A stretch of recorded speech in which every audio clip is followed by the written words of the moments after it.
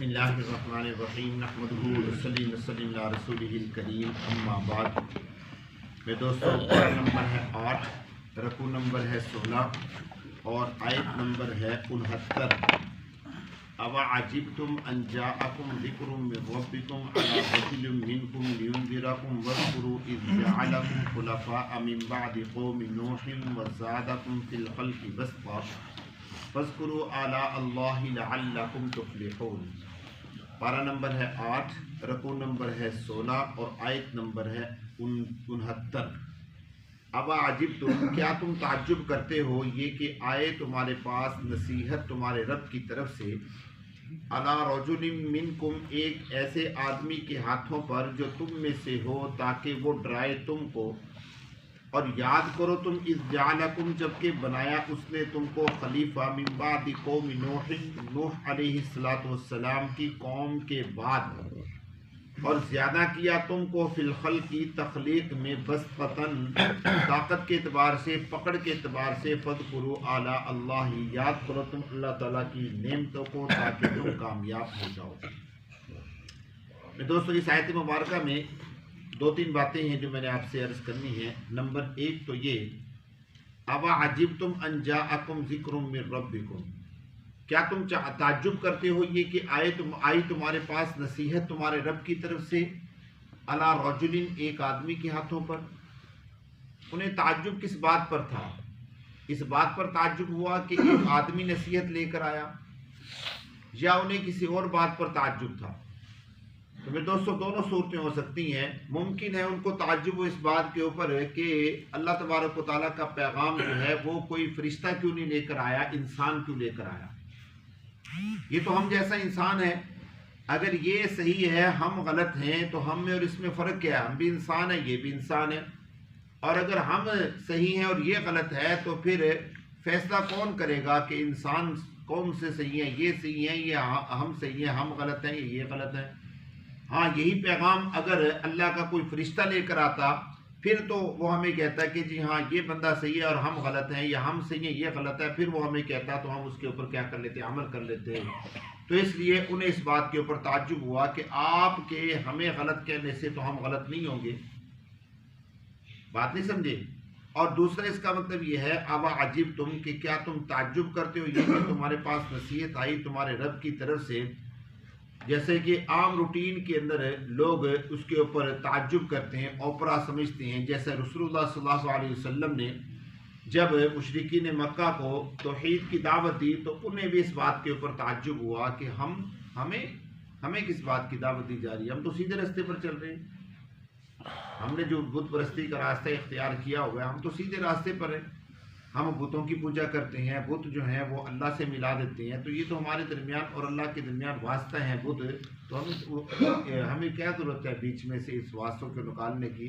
یہ تو ہمارے کاموں کے ہونے کا ذریعہ اور سبب بنتے ہیں. تو انہیں اس بات پر بھی تعجب ہوا، کیونکہ وہ بھی بت پرستی کرتے تھے، یہ بھی بت پرستی کرتے تھے. اس لیے ان کو بھی تعجب ہوا کہ بیچ میں آدمی کو یا بیچ میں کسی اور کو ڈالنے کی ضرورت نہیں ہے. ہم اللہ کے ساتھ بتوں کے ذریعے سے جو ہمارا تعلق ہے یہ کافی ہے.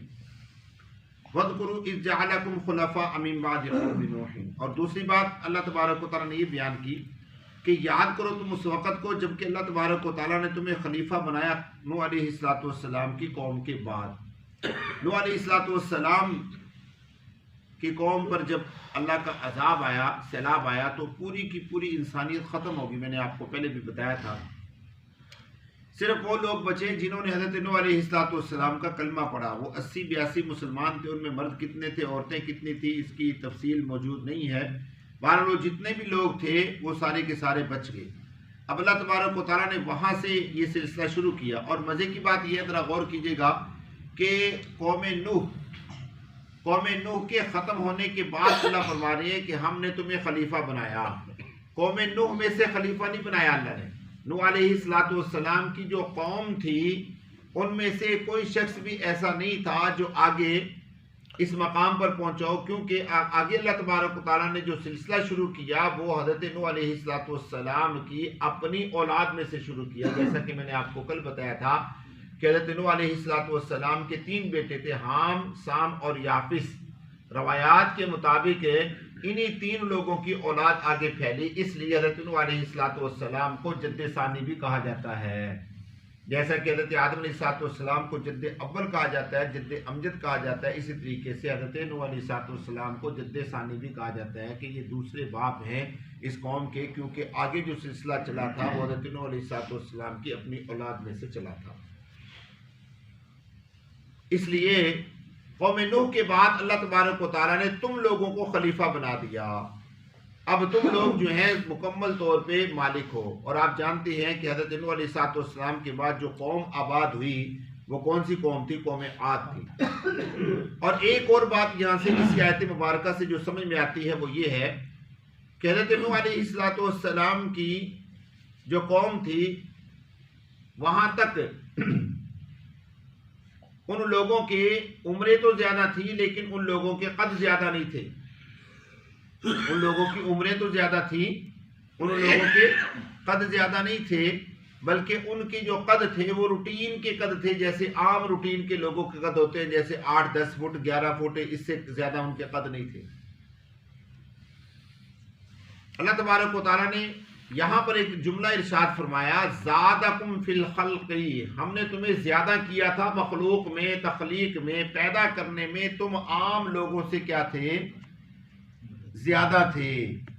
اور مزے کی بات یہ ہے کہ حضرت کیا کہتے ہیں اس کو، جو حضرت ہود علیہ السلام ہیں، ان کی قوم کا تذکرہ ملتا ہے کہ وہ قوم اتنی بڑی بڑی تھی، قوم سمود کا تذکرہ ملتا ہے وہ قوم اتنی بڑی بڑی تھی، یا قوم عمالقہ جو حضرت موسیٰ علیہ السلام کے مقابلے میں آئے تھے ان کا تذکرہ ملتا ہے۔ اس کے علاوہ باقی تقریباً کسی کا تذکرہ نہیں ملتا کہ ان کے قد بڑے بڑے تھے۔ ہاں یہ روایات میں ضرور آتا ہے، احادیث میں آتا ہے کہ قد بڑے تھے، عمریں بھی زیادہ تھی، وقت کے ساتھ ساتھ عمر بھی کم ہوتی چلے گی اور قد بھی چھوٹے ہوتے چلے گئے۔ مطلب کہنے کا یہ ہے کہ جتنے قد اللہ نے انہیں عطا کیے تھے وہ عام روٹین کے قدوں سے کچھ زیادہ تھے، عام روٹین میں اتنے لوگوں کے اتنے بڑے بڑے قد نہیں ہوا کرتے تھے۔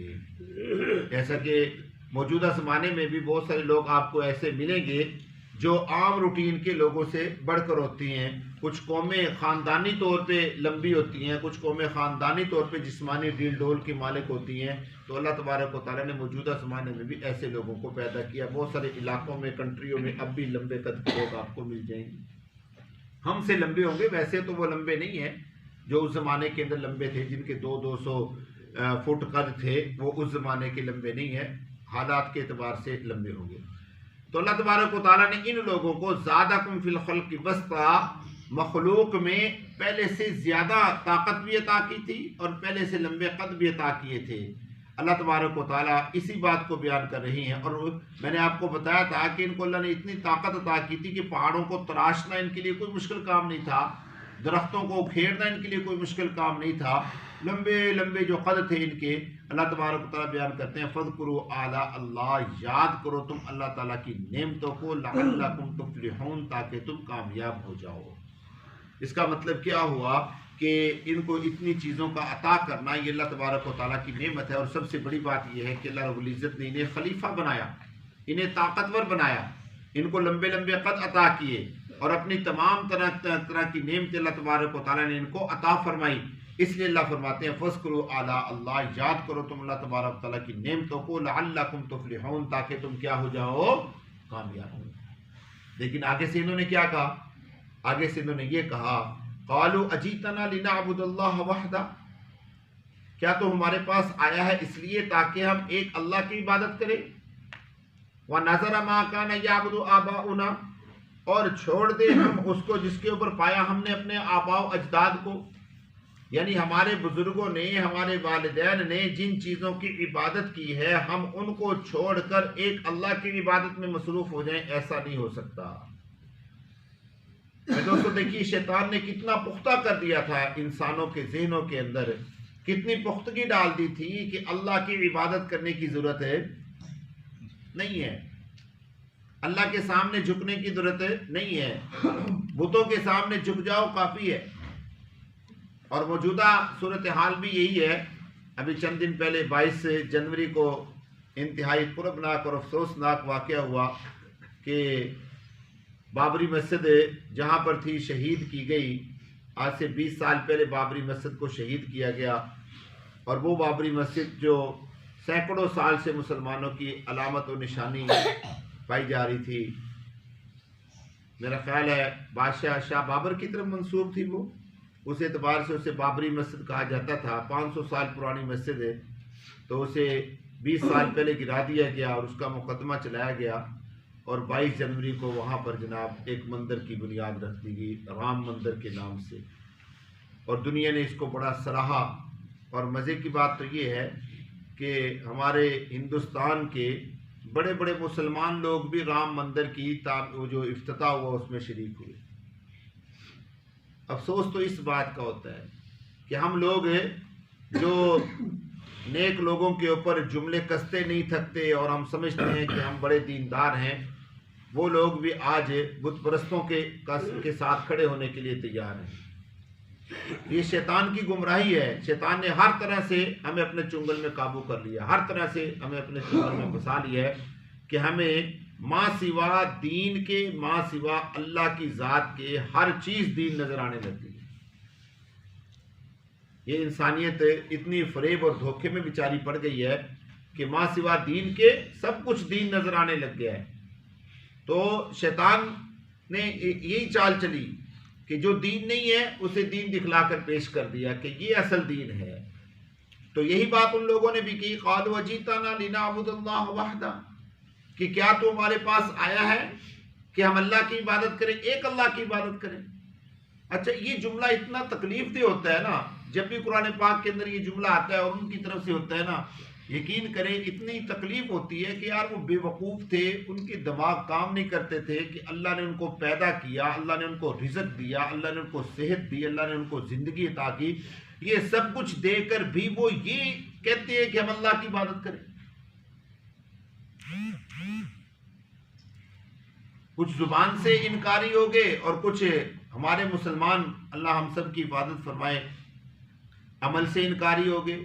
کتنی دنیا بیچاری اس وقت سوئی پڑی ہے۔ افسوس کا مقام ہے، دکھ کا مقام ہے کہ وہ فجر کی نماز جس کو خیر و برکت کا ذریعہ کہا گیا، رزق میں بڑھوتری کا ذریعہ کہا گیا، زندگی میں سکون کا ذریعہ قرار دیا گیا، آج کروڑوں نہیں کروڑوں سے بھی زیادہ مسلمان ہیں جو اس وقت جو نعوذ باللہ جو ہے وہ کیا ہے، نماز سے غافل ہو کے سوئے پڑے ہیں۔ بہت کم تعداد ہے پوری دنیا کے اندر مسلمانوں کی جو نماز فجر ادا کرتے ہیں، ورنہ اکثریت جو ہے وہ خواب غفلت کا شکار ہے، سمجھے؟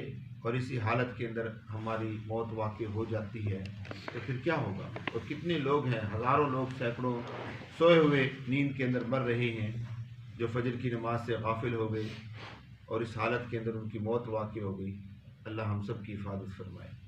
تو اللہ تبارک و تعالیٰ انہوں نے آگے سے کیا کہا، فاتنا بما تعدنا ان کنت من الصادقین، لے آ تو ہمارے پاس وہ اس میں کیا مراد ہے سے وہ عذاب، تعدنا جس کا تو ہم سے وعدہ کرتا ہے، ان کنت من الصادقین اگر تو سچوں میں سے ہے۔ یعنی کہ یہ اینڈ ہو چکا تھا، تاخیر ہو چکی تھی ان کی، انہوں نے جو ستانا تھا ستا لیا، جو کچھ کرنا تھا کر لیا، آخر میں انہوں نے مطالبہ کر دیا، فاتنا بما تعدنا، لے آ تو ہمارے پاس عذاب اگر تو سچوں میں سے ہے۔ تو حضرت ہود علیہ السلام نے واضح لفظوں میں کہہ دیا، قد وقع علیکم، وعدہ آنے والا نہیں ہے، وہ تو آ چکا ہے۔